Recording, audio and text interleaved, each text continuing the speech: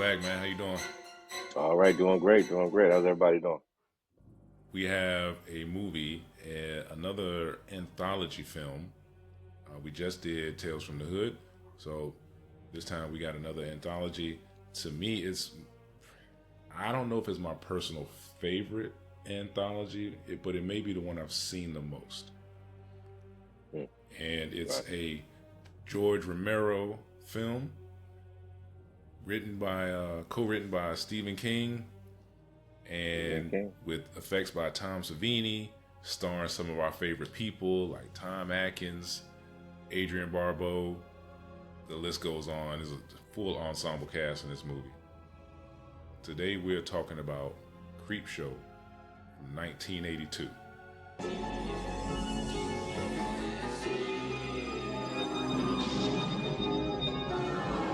Let me just start real quick by saying my memory of this movie, of course, comes from my mother. She gets all the blame for deviant films she had me watching when I was 4 and 5 years old.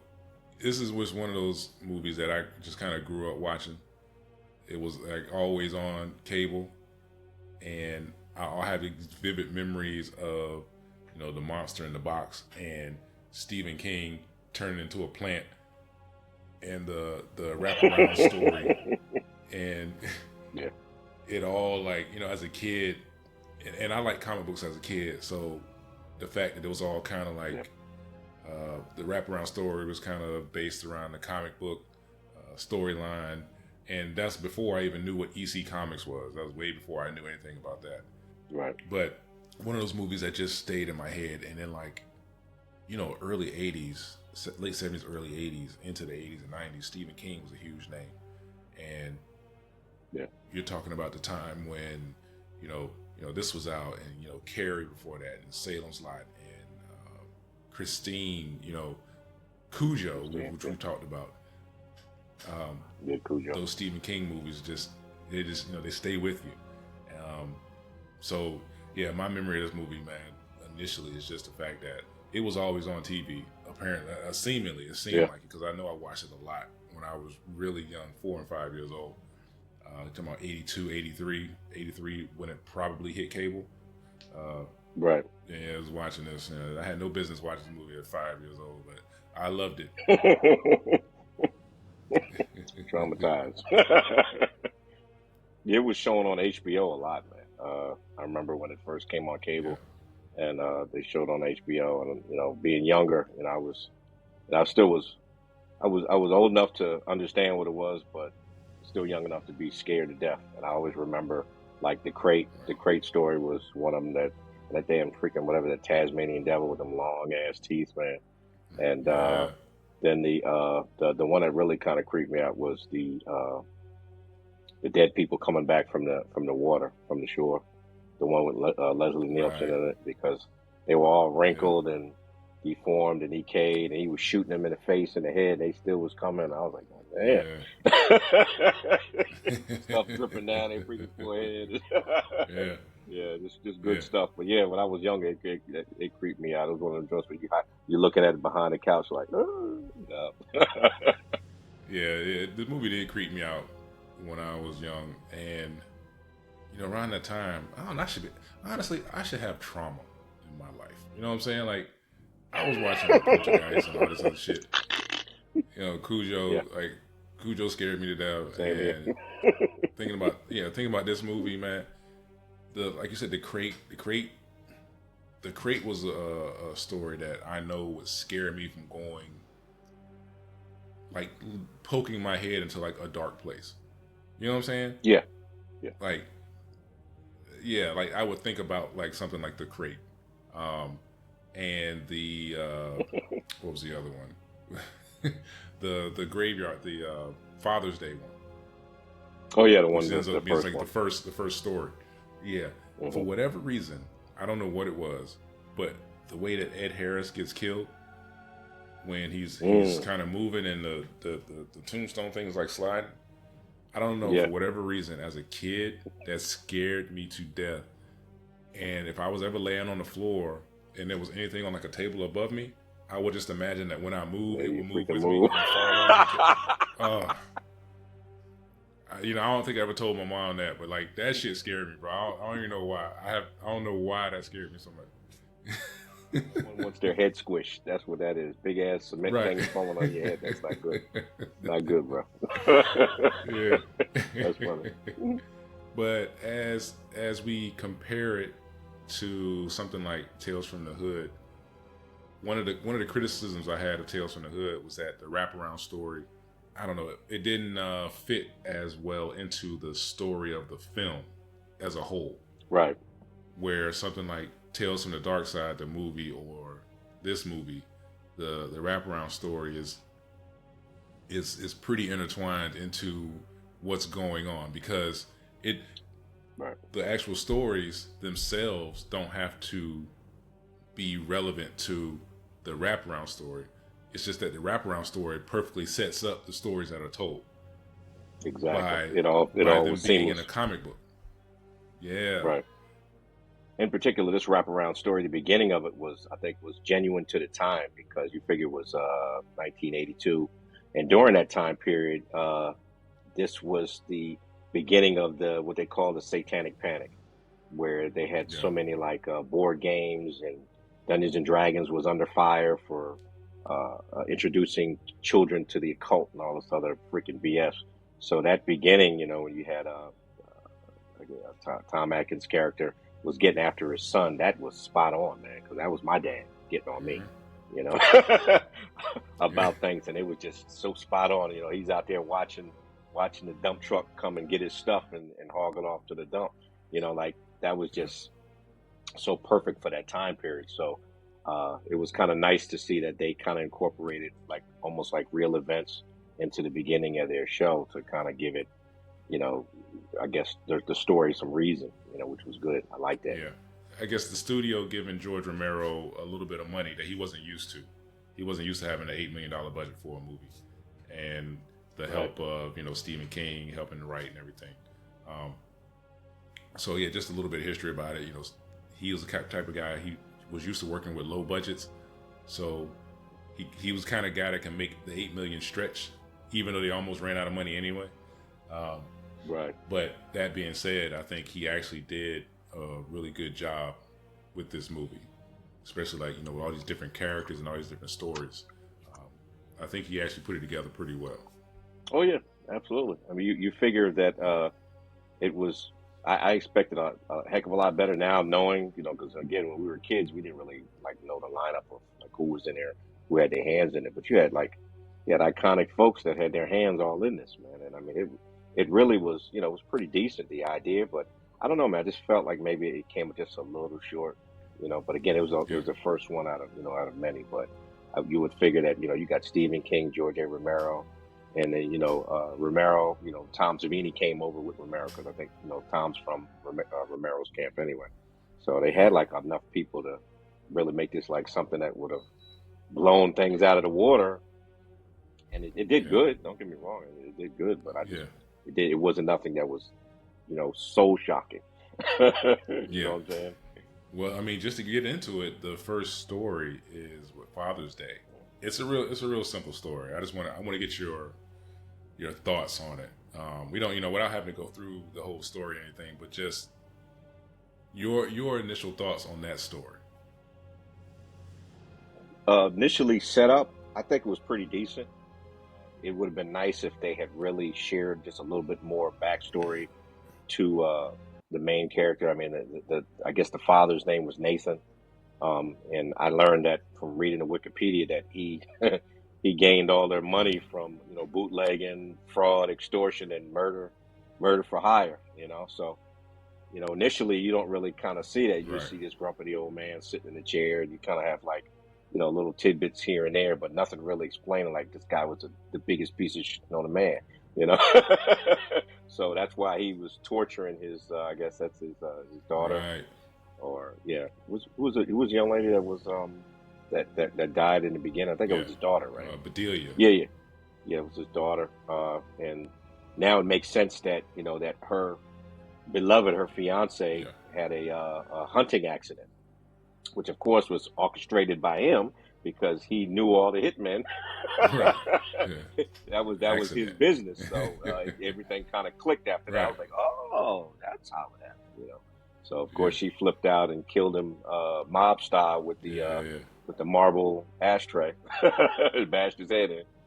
That ashtray shows up in But every I story too. initially I liked it. Yeah, I saw that too. It was kind of like an Yeah. Easter egg thing sitting, Yeah. on somebody's like table or lamp somewhere. Yeah. It's cool as hell. Kind of like that. Yeah, but it was pretty decent story. Just kind of like not spectacular, not one of the Yeah. better stories, but it was kind of a good intro. Now that like the kind of like the backstory and everything like that. And as Yeah. the father came back and just started knocking everybody off. Yeah. Pretty quick and easy. So but I like the end where he's holding the head. He's like, I got my cake. Yeah. Yeah. Yeah, yeah. And the effects, the Yeah. practical effects were wonderful, man. I mean, again, you could Yeah. tell, Savini and the rest of the camp was in there doing the work, and really came out really good. All the zombies, all the maggots, and in the face and stuff like that was really good on Nathan. It came out really good. It was creepy, creepy. Yeah. It was good. I think as a introductory story, like it's okay. It's good enough to get you into the movie. There's really nothing complex about it at Yeah. all. Like you said, some decent effects. Ed Harris is in it, a young Ed Harris who's already going bald back then. He's in it and does a stupid dance that's been memed to death. But Yeah. I do. Let me tell you, there's one thing I really do appreciate about this movie: the art style. So like the lighting, it'll be like neon kind of colored lighting behind the actors, or it'll be a freeze frame of like a comic book panel, and I think that helps it stay connected to the wraparound story of it being a comic book. And I think that's just a really nice touch. You know what I'm saying? You can't take the movie that serious because it's just a story from a comic book because it's presented that way. Right. And that's one thing I actually appreciate about it. But as far as this Father's Day story goes, like I said, it's okay. That's okay. There's a few kills in it. There's really nothing special. There's no one in the cast for that story is like particularly likable. Like none of the characters are like particularly likable or anything. There's really nothing special about any of them. Yeah, I was going to ask you that because I didn't know anybody besides Ed. I was looking like, who are these people? Yeah. Didn't really recognize anybody besides Ed. Yeah, the lady, I think it's Bedelia. She'd been acting for a long time. But as far as that cast goes for that particular part, it wasn't a bunch of like huge recognizable faces, and the characters themselves just weren't that interesting. Right. Right. Dry. You're kind of just waiting for the next story to happen. Yeah. Really. Right. The next story up is the lonesome death of Jordi Barrow. I'm just gonna say, when I was a kid, I loved this story. I don't know why. It's the dumbest one in the movie. Yeah. But for whatever reason, I just liked it when I was a kid. I have no idea why at all. But the short version of the story is a meteor lands on this doofus's farm, and he goes out there and messes with it, touches it, thinking he's going to like take it to the college and get $200 for it, which he's a dummy. The farmer's Jordi Barrow's played by Stephen King, and George Romero asked him to play it like as goofy and dumb as possible.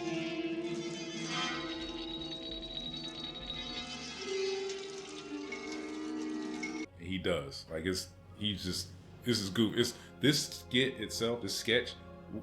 Maybe the one thing I liked about it is that it's a comedy segment of this movie. It's the one part of this movie that's supposed to be funny. Right. You know what I'm saying? Even if it doesn't achieve that really, but like it's supposed to be funny. But it has like a really dark turn at the end. Yeah, it does. And that's like something I really appreciate about it. But yeah, anyway, he touches the thing, and come to find out, like anything this meteor gets near, these plants start growing.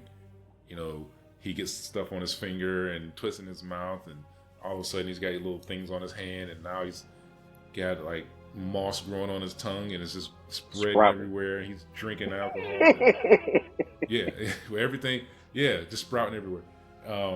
Everything he does, it seems to make it worse. And eventually he gets in the bathtub, and that would just made it worse. And next thing you know, he's like this quivering mass of like moss and shit, and he just puts a shotgun in his mouth and kills himself.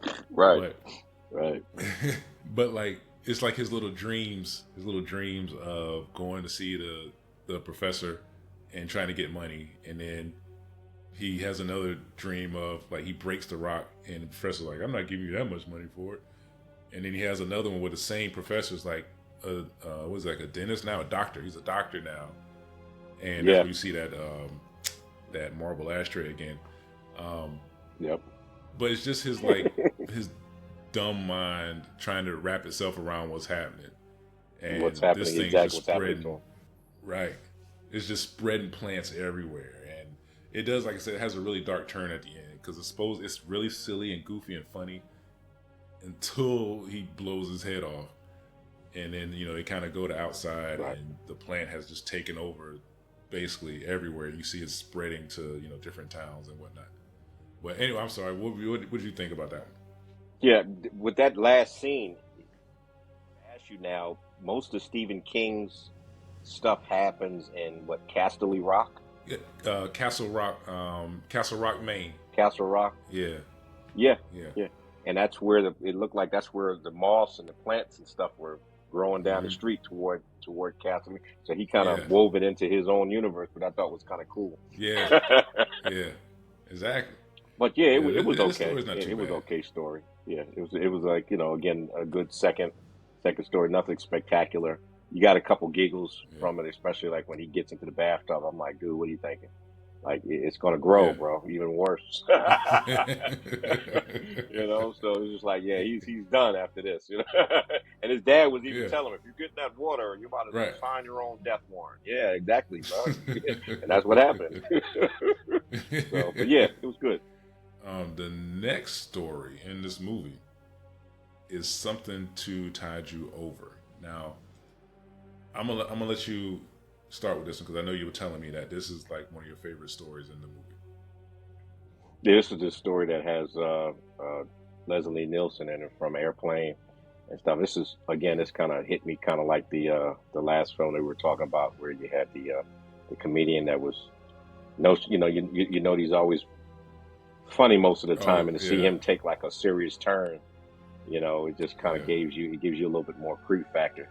But you got Leslie Nielsen plays Richard Vicker, who's kind of like a millionaire, and he kind of does this thing where he goes to his wife is having an affair on him, and he goes and sees the side guy, Ted Danson. Yeah, Ted Danson from Cheers. Again, more jokey guys that are doing serious stuff.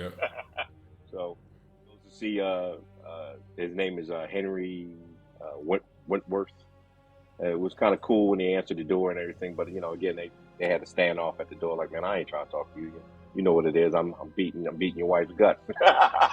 Right. One of those things. Yeah, he was like, we were gonna tell you. You know what I'm saying? Yeah, the way Leslie kind of comes off, man, is like really sinister. And he didn't really force him like from gunpoint or anything like that. He was like, well, you want to see her again, you need to come with me, man, because I got some things going on. I got to show you some stuff, Yeah. And I think overall, as the story progressed, for me, it kind of got stupid because, like, you're basically walking to your death. Henry was pretty much walking to his death. I mean, he didn't have to work hard to get his wife because that's his wife, so she's already said and done and buried up to her head. But to get him out there, a guy just went out there without a fight, which I thought was kind of lame. But I mean, that just goes to show you that Richard's mind was a little bit more craftier. He says, this guy's going to do exactly what I tell him, and it showed.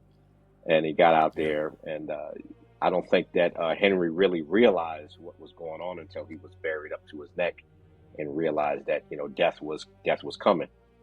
And as he's drowning, he has this realization of the situation, and he's still spitting back at the void, going, "I'm gonna get you, man. I'm gonna come back and I'm gonna get you, buddy. I'm gonna get my revenge. And, of Yeah. course, Leslie Nielsen's character is like, yeah, whatever, man. Hold your breath. Right. So when they come back for him in the evening, I thought that was pretty cool because he kind of goes back to the site, after the tide kind of goes back out or whatnot, and doesn't find any bodies and finds some of his equipment, kind of tore up and wires Mm-hmm. pulled off and stuff like that.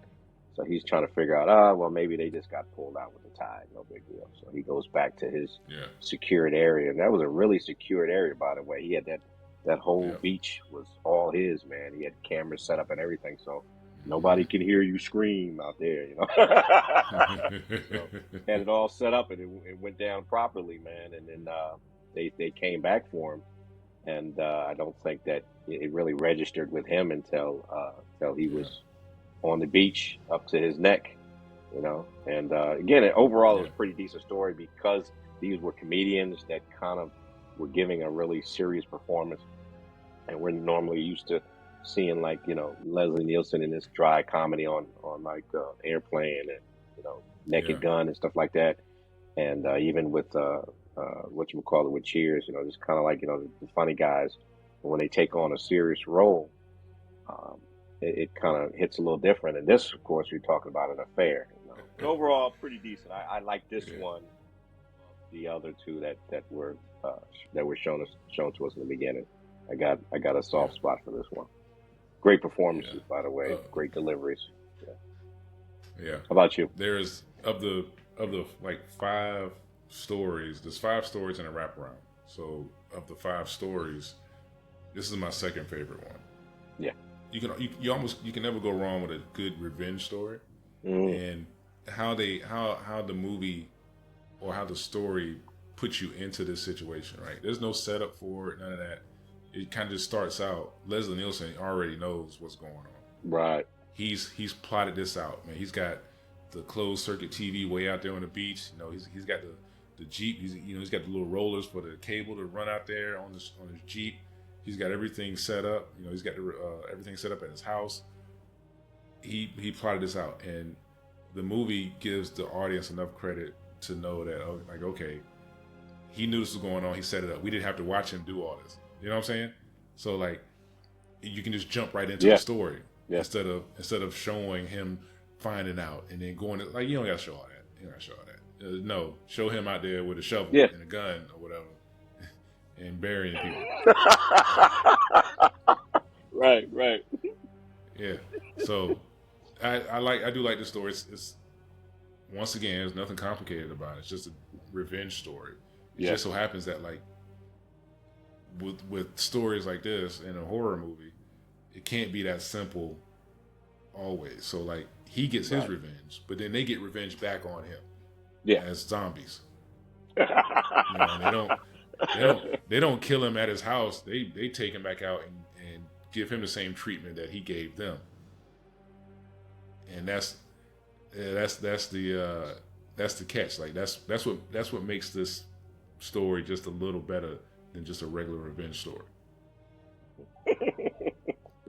I can hold my breath for a long time. Hilarious. Yeah, something about those zombies scared me when I was a kid, man. They just gave me the creeps, man. They were all wrinkly and shit, man. And their voice, the sound design on their voice, man, it was gurgly, like they were underwater or something. If you can hold your breath. Oh yeah. Yeah, it's creepy shit. Yeah. The next story we got is The Crate. And this one, this is the longest story in the movie. It's 40 minutes long. And the movie itself I think it's only 2 hours. This one story is 40 minutes. Yeah. It's my favorite just for a lot of reasons. One, Adrienne Barbeau's in this. Plays a total bitch. You got Hal Holbrook. Yeah. And she plays it well, you look at it like, oh my God, please somebody punch her in the face. Adrienne Barbeau plays Hal Holbrook's wife. What was his name? Was it Harry or something? Henry Northup. Oh yeah, because he's like Henry. Yeah, that's right. I don't know how I forgot that. Henry works at a college, and his buddy, his buddy's like big time professor or something.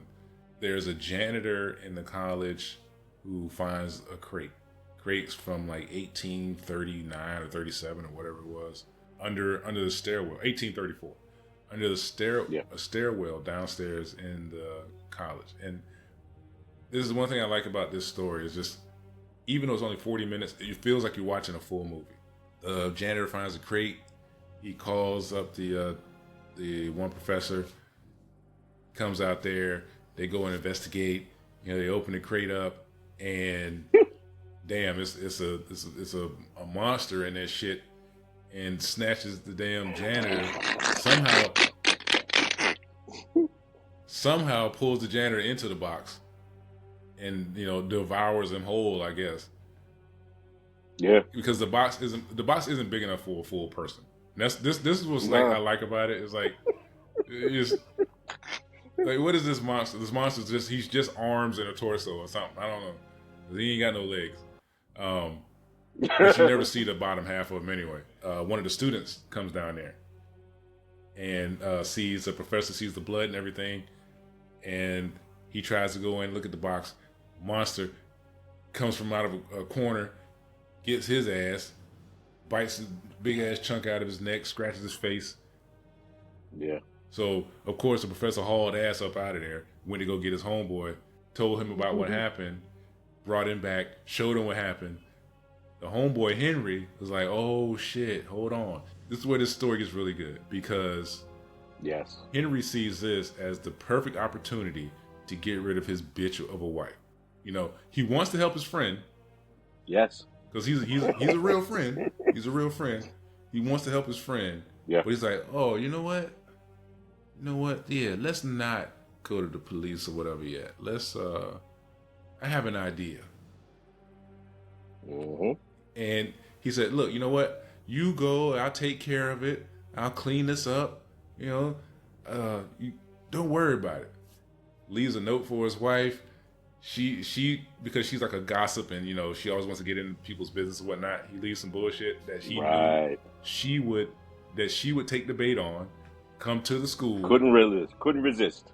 Right. Because she wanted to be in the middle of the gossip. He gets her there and gets her close enough to the box by telling her that, it's a woman down there and, my buddy, whatever his name was, he attacked her. She's like, oh my God, I can't believe it. Knocks, makes enough noise, the monster comes out, kills Adrian Barbeau. Yeah. And he locks the box up, throws it into a pit, what's the thing? A quarry, into the water, in a quarry. And goes back to his friend, is like, hey, look, man, everything's taken care of. You ain't got nothing to worry about. What do you mean you got nothing to worry about? You got nothing to worry about, man. Let's play some chess. Yeah. You know what I'm saying? I'm good. You good? I'm good. Exactly. Right. But then they hit you with the little box opening up at the end, and you see the monster's eyes. That's the real short version, y'all. You really need to watch this. If you don't watch any other part of this movie, watch this one. Yeah, watch this one. Definitely. But anyway, Alice, what do you think about this one? Well, it was great to see Adrian again. It was great to see Hal Holbrook, because we just talked about these guys in the fog. So was it Father Malone? Yeah, comes back again, the drunk with a bitch of a wife. Yeah, which I thought was great. I'm saying, in contrast to what we just got done talking about in the other film. But great performances. His buddy, I think his buddy's name was Dexter Stanley, which was played by Fritz Weaver, and I think that his performance was really great when it comes to as I talk about trauma a lot and how situations affect the main characters, and this guy was straight flabbergasted, man. I mean, he was still adjusting to what happened to the janitor when he ran into the student. I guess that was the most prominent student that was going to go far and be biologists or chemists or whatever the heck he was doing it. Mm-hmm. And that part right, whatever they were studying, because I thought that the kid was doing all right, because he even had a little juke move, man.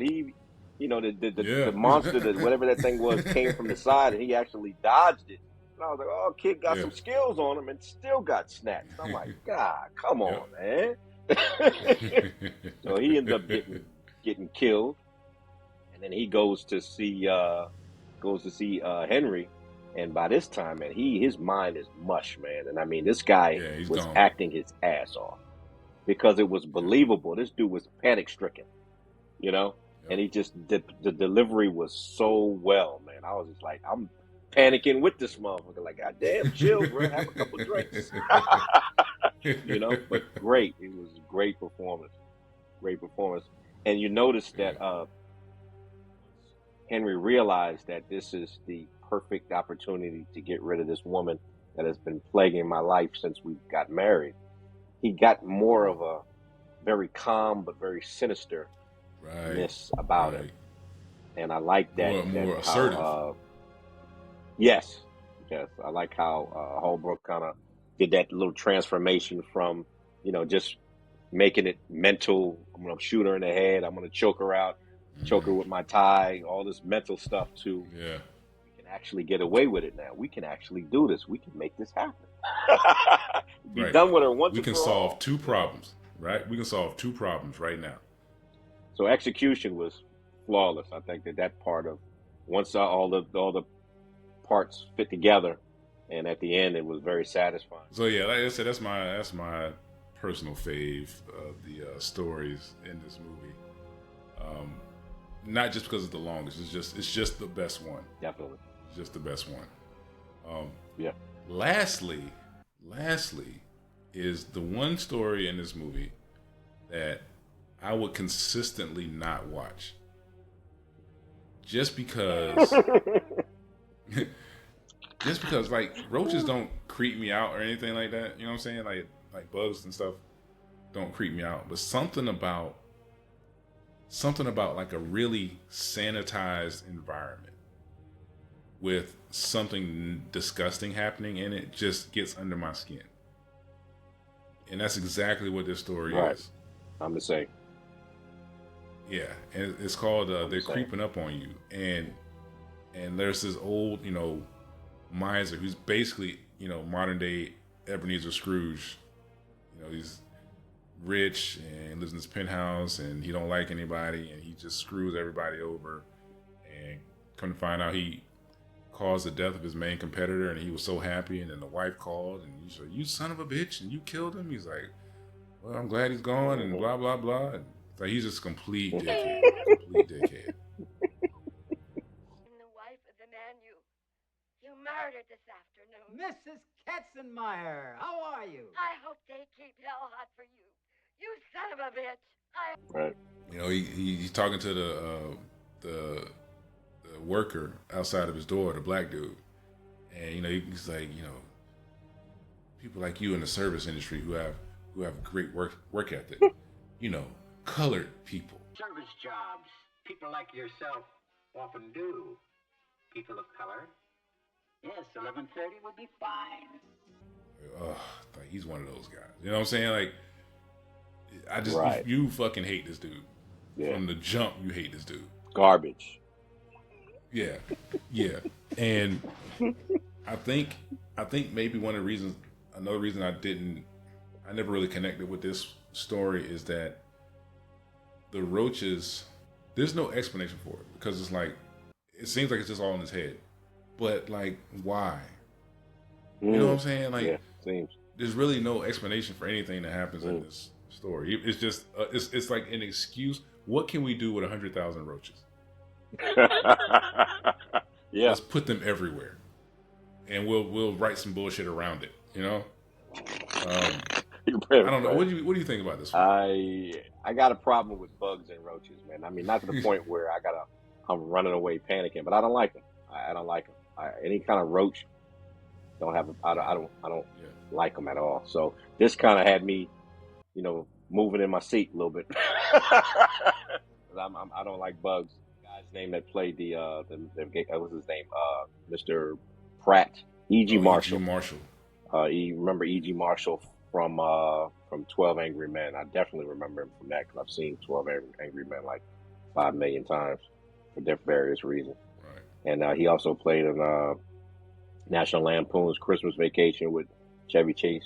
So, but Yeah. I definitely remember from 12 Angry Men, and he did. I mean, he did a great job being an ass, you know. But like you Yeah. said, the story just really didn't have like a meaning to it. Like why? I mean, I get somebody, you know, that has a disorder. Apparently, he had some kind of disorder. Like he's vacuum Yeah. filled rooms and different stuff like that to keep bacteria and sickness out and whatnot. He didn't go out. Had all his stuff piped into him, all his meals and stuff piped in, some different stuff like that. So I guess like he had some type of disorder, and he was just being really Yeah. evil from his little bubble.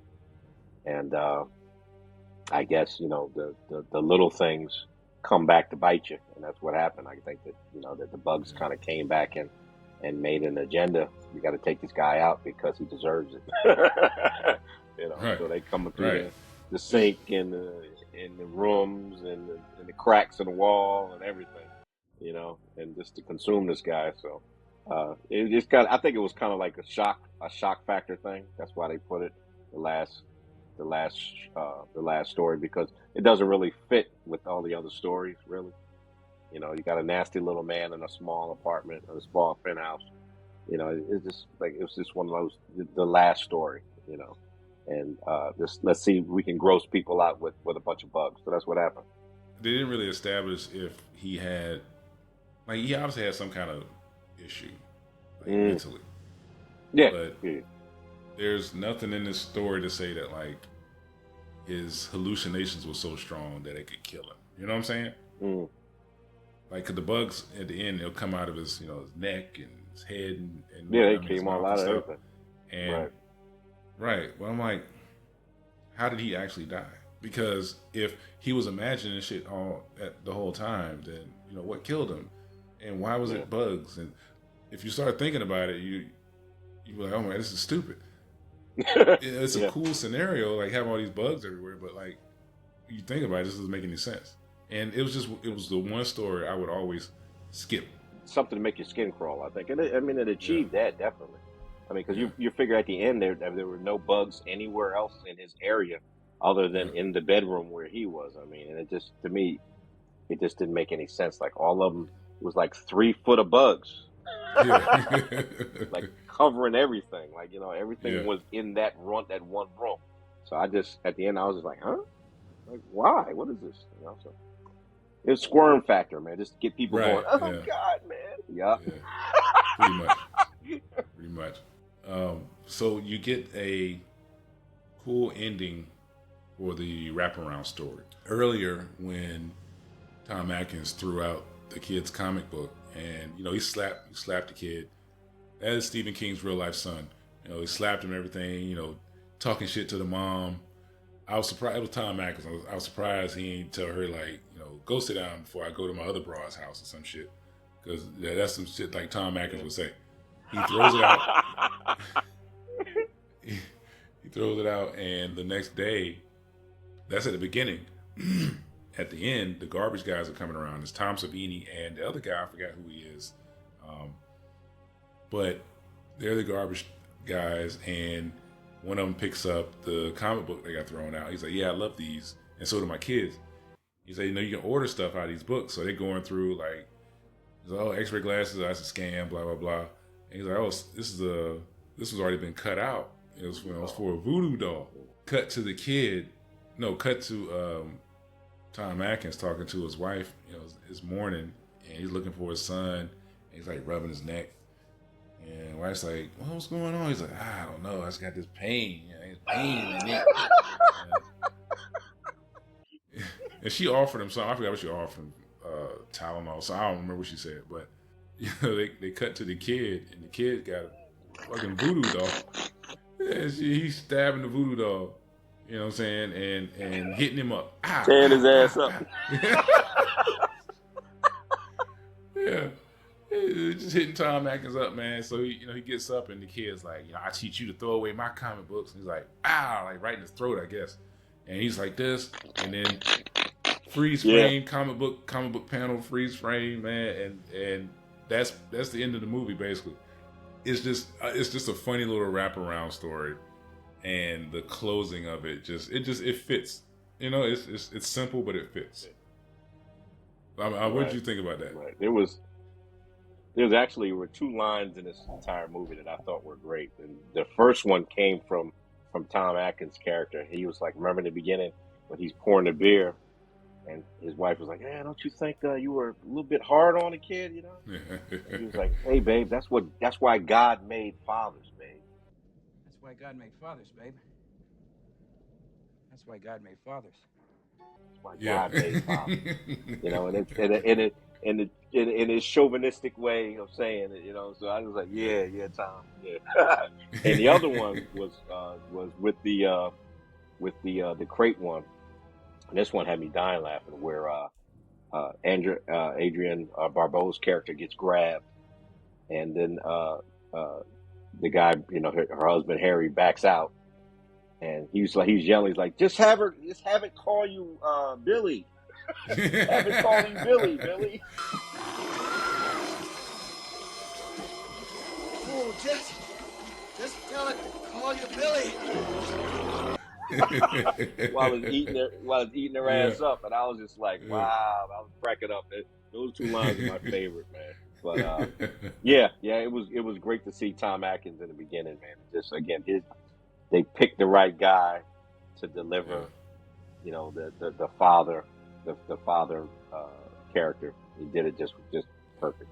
And in closing, I think all of the stories except for, you know, maybe the last one really kind of fit this whole like creepy journey through this comic book, and I think it was well done. And, you know, I kind of expected just a little bit more because you get so many different, you know, horror geniuses kind of having their hands involved in this film, but I think it was done for the very first film. I think it was done very well, you know, and it didn't do bad in the box office at all. So, no, you know, and they used 8, and they came out with 21 mil. So. That's Creepshow. Go see it however you need to, however you got to find it. See Creepshow.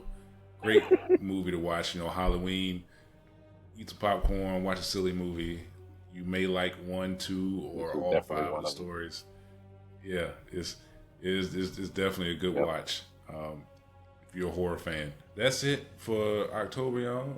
We'll get back to our regularly scheduled program and get back into whether it be some action or, you know, even some more horror, honestly, comedies, whatever. Yeah. We got a million movies we could talk about, so there will be no shortage of content. Trust me. No. But anyway, Alex, your parting words. Definitely look out for more. We got tons coming, and stay tuned. Like, comment, subscribe. And everybody take care and be safe out here when you trick or treat. That's right.